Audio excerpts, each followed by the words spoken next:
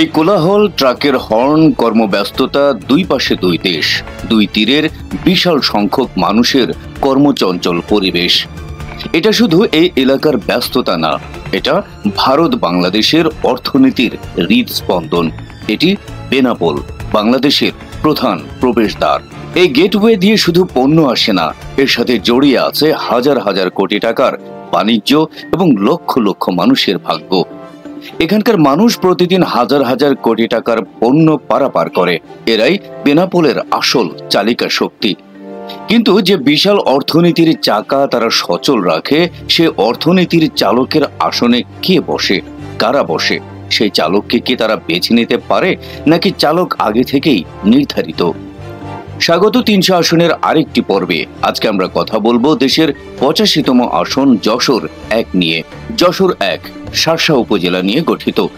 কাগজে কলমে এটি একটি সাধারণ নির্বাচনী আসন, কিন্তু বাস্তবে এটি বাংলাদেশের অর্থনীতির পাওয়ার হাউস, যার নিয়ন্ত্রণ মানে শুধু একটা এলাকার নিয়ন্ত্রণ না, এখানকার নিয়ন্ত্রণ মানে হলো দেশের আমদানি রপ্তানির একটি বিশাল অংশের উপর প্রভাব বিস্তার করা।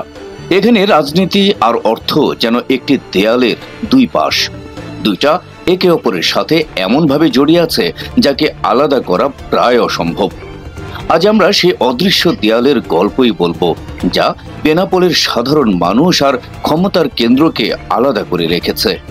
বেনাপোলকে বুঝতে হলে এর আগে এর ভেতরের কাঠামোটাকে বুঝতে হবে। এখানে সবকিছু চলে কিছু অলিখিত নিয়মে। সিএনএফ এজেন্টদের শক্তিশালী সিন্ডিকেট, পরিবহন মালিকদের একচাটিয়া আধিপত্য আর কাস্টমসের জটিল প্রক্রিয়া, এই তিনে মিলে তৈরি হয়েছে এক দুর্ভেদ্য বলয়। যে নেতা এই বলয়কে নিজের নিয়ন্ত্রণে রাখতে পারেন, তিনি হন শার্শার অঘোষিত সম্রাট। প্রশ্ন হলো, এই নিয়ন্ত্রণ কি ভোটের মাধ্যমে অর্জিত হয় নাকি অর্থের জোরে? বিগত ১.৫ দশক ধরে এই বলয় নিয়ন্ত্রণে রেখেছিলেন একজনই, শিল্পপতি ও বর্তমান পলাতক এমপি শেখ আফিল উদ্দিন। তিনি শুধু একজন রাজনীতিবিদ নন, তিনি এই অর্থনৈতিক কাঠামোরই একজন অংশ। তার সাফল্য এটাই প্রমাণ করে যে বেনাপোলের রাজনীতিতে সফল হতে হলে আপনাকে শুধু জনগণের নেতা হলেই চলবে না, হতে হবে এখানকার অর্থনীতিরও একজন শক্তিশালী খেলোয়াড়। শার্শার নির্বাচনে টাকার খেলাটা অন্য যে কোনো আসনের চেয়ে ভিন্ন। এখানে টাকা শুধু পোস্টার ছাপানো বা মাইকিং এর জন্য খরচ হয় না, এখানে টাকা বিনিয়োগ করা হয়। বিনিয়োগ করা হয় স্থানীয় প্রভাবশালী শ্রমিক ইউনিয়নের নেতা, এমনকি প্রশাসনের উপরও। একজন প্রার্থী যখন কোটি কোটি টাকা খরচ করে নির্বাচনে নামেন, তখন তিনি কি আর সাধারণ ভোটারের প্রতিনিধি থাকেন, নাকি হয়ে ওঠেন একজন বিনিয়োগকারী, যিনি জয়ের পর তার লগ্নি তুলে আনতে চাইবেন? অর্থনীতিবিদরা বলেন, যেখানে অর্থনীতির আকার রাজনীতির চেয়ে বড় হয়ে যায়, সেখানে রাজনীতি অর্থনীতির দাসে পরিণত হয়। বেনাপোলের ক্ষেত্রেও কি তাই ঘটেছে? ২০২৬ সালের নির্বাচনে শেখ আফিল উদ্দিনের মতো একজন অর্থনৈতিক টাইফুন না থাকলে সেই শূন্যস্থান পূরণ করতে কারা এগিয়ে আসবে? শার্শার রাজনৈতিক ভবিষ্যৎ কোন পথে এগোবে, চলুন হিসাবটা একটু মিলিয়ে নেই। নির্বাচন কমিশনের তথ্যানুযায়ী এই আসনে বর্তমানে ভোটার সংখ্যা ২,৯৯,২৮০ জন। এর মধ্যে পুরুষ ভোটার ১,৫০,৪৪০ জন এবং নারী ভোটার সংখ্যা ১,৪৮,৮৮৩ জন। বিগত নির্বাচনগুলো বিশ্লেষণ করলে দেখা যায়, এই আসন থেকে প্রধান সব বড় দল একবার করে হলেও প্রতিনিধিত্ব করেছে। যেমন জাসদ, জামায়াত এবং জাতীয় পার্টি যথাক্রমে ১৯৭৯, ১৯৮৬ এবং ১৯৮৮ সালে প্রতিনিধিত্ব করার সুযোগ পায়। ১৯৯৬ সালের বিতর্কিত নির্বাচন ছাড়াও ২০০১ সালে বিএনপি থেকে জনাব আলী কদর এই আসন থেকে এমপি নির্বাচিত হন। সবশেষ বিতর্কিত এবং ভোটারবিহীন ৩ নির্বাচন ছাড়াও বাকি সব নির্বাচনে আওয়ামী লীগের প্রার্থীরা জয়লাভ করেন। ভোটের ইতিহাস অনুসারে এই আসন আওয়ামী লীগের বিশাল দুর্গ হিসেবে প্রতিষ্ঠিত। যদিও বাংলাদেশের নির্বাচনী ইতিহাস দেখে একক কোনো সিদ্ধান্ত নেওয়া অনেকটাই কঠিন, কারণ বেশিরভাগ নির্বাচন হয়েছে জোটবদ্ধ নির্বাচন। তবে নির্বাচন ইতিহাস দেখলে বোঝা যায়, এই আসনে সব দলেরই একটা নির্দিষ্ট ভোট ব্যাংক রয়েছে। তবে এবার আওয়ামী লীগ ও জাতীয় পার্টিহীন নির্বাচন বিএনপি এবং জামায়াতের জন্য অনেকটাই ওপেন নেট। তাই তো রাজনৈতিক পট পরিবর্তনের সুযোগ নিয়ে দুই দলই মরিয়া।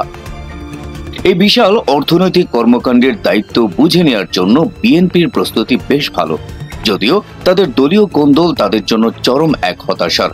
তবে দলীয় নেতাকর্মীরা দল থেকে যাকেই মনোনয়ন দিবে তার জন্য কাজ করতে প্রস্তুত।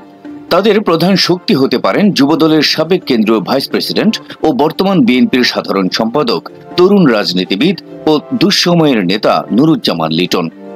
এই আসনে বিএনপির পক্ষে নির্বাচনী প্রচার প্রচারণায় এখন পর্যন্ত তিনি এগিয়ে আছেন। মাঠ পর্যায়ে একজন পরিচ্ছন্ন রাজনীতিবিদ হিসেবে তার অবস্থান অত্যন্ত পরিচ্ছন্ন। বিগত সরকারের আমলে নেতাকর্মীদের আগলে রেখেছেন তিনি।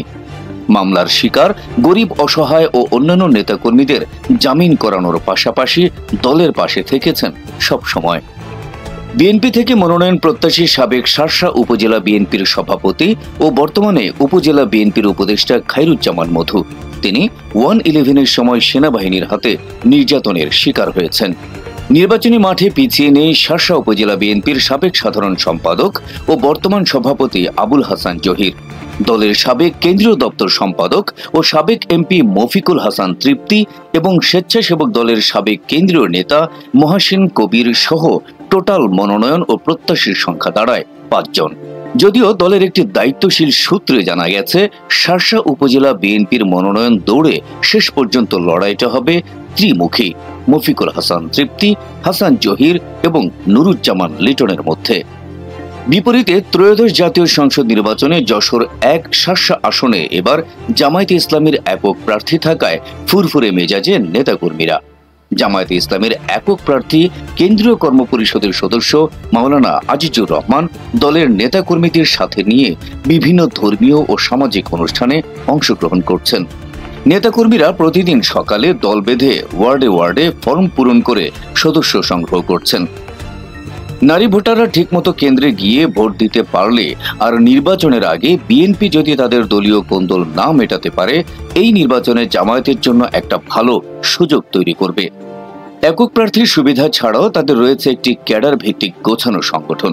তবে তাদের সমর্থন কি আদর্শ ভিত্তিক হবে নাকি তারাও এই অর্থনৈতিক খেলারই অংশ হয়ে উঠবে তা সময় বলে দেবে। এই আসনে অপর ইসলামিক দল ইসলামী আন্দোলন বাংলাদেশ তাদের প্রার্থী শার্শা উপজেলার সভাপতি বখতিয়ার হোসেনকে মনোনয়ন দিয়েছেন। তাছাড়া বাকি কোনো দলের নির্বাচনী কার্যক্রম এখন পর্যন্ত তেমন একটা চোখে পড়েনি। সব প্রার্থীর জন্য ভোটের লড়াই ছাড়াও এখানে চ্যালেঞ্জটা দ্বিমুখী। একদিকে ভিন্ন ভিন্ন শক্তিশালী প্রতিপক্ষ, অন্যদিকে আফিল উদ্দিনের সিন্ডিকেট ভেঙে বেনাপোলকে সিন্ডিকেট মুক্ত করা। কিন্তু প্রশ্ন হলো, বেনাপোলের মতো জায়গায় শুধু আদর্শ আর জনসমর্থন দিয়ে কি ক্ষমতার শীর্ষে পৌঁছানো সম্ভব? বেনাপোল বন্দর শার্শার জন্য যেমন আশীর্বাদ, তেমনি এর কিছু অভিশাপও রয়েছে। বন্দরের কারণে সৃষ্ট তীব্র যানজট এখানকার মানুষের নিত্যদিনের ভোগান্তি। এছাড়া সীমান্ত এলাকার নিরাপত্তা, মাদক চোরাচালান এবং কৃষকদের সমস্যাগুলো ভোটের মাঠে বড় ইস্যু হয়ে উঠবে। যে প্রার্থী এই সমস্যাগুলোর বাস্তবসম্মত সমাধান দিতে পারবেন, মানুষ তাকেই বেছে নেবে। তাহলে বেনাপোলের আসল নিয়ন্ত্রক কে? অর্থ, সিন্ডিকেট নাকি জনগণ? শেখ আফিল উদ্দিনের অনুপস্থিতিতে যে নতুন লড়াই শুরু হবে, সে লড়াই কি শার্শার সাধারণ মানুষকে এই অদৃশ্য দেয়াল ভাঙার সুযোগ করে দেবে, নাকি পুরনো খেলোয়াড়দের জায়গায় শুধু নতুন মুখ আসবে কিন্তু খেলাটা একই থেকে যাবে? এই প্রশ্নের উত্তর লুকিয়ে আছে শার্শার প্রায় 3 লাখ ভোটারের হাতে। তাদের একটি ব্যালট শুধু একজন এমপি নির্বাচন করবে না, নির্বাচন করে দেবে বাংলাদেশের অর্থনীতির এই লাইফলাইনের ভবিষ্যৎ গতিপথ। তারা কি এবার টাকার কাছে হার মানবে নাকি নিজেদের ভাগ্য নিজেরাই লিখবে? নির্বাচনে আপনি কাকে জয়ী হিসেবে দেখতে চান? কমেন্টসে জানান। আর 300 আসন সম্পর্কে জানতে আমাদের চ্যানেলটি সাবস্ক্রাইব করে সাথে থাকুন। আল্লাহ হাফেজ।